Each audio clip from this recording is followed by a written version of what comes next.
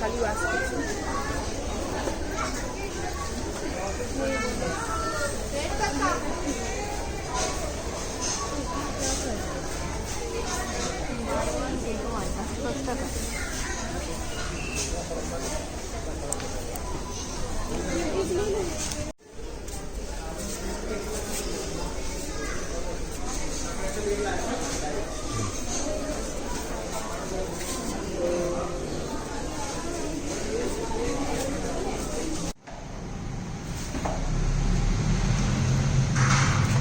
আজ কিনলাম এই ইলেকট্রিক কেটেলটা।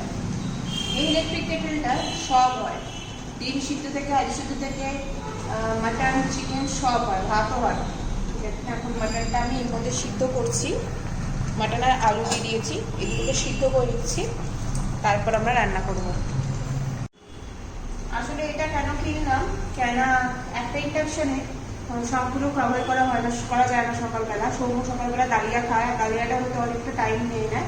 কেন যেহেতু আমাদের প্রেশার কুকার নেই, আমি মেনলি প্রেশার কুকারটা কিনি।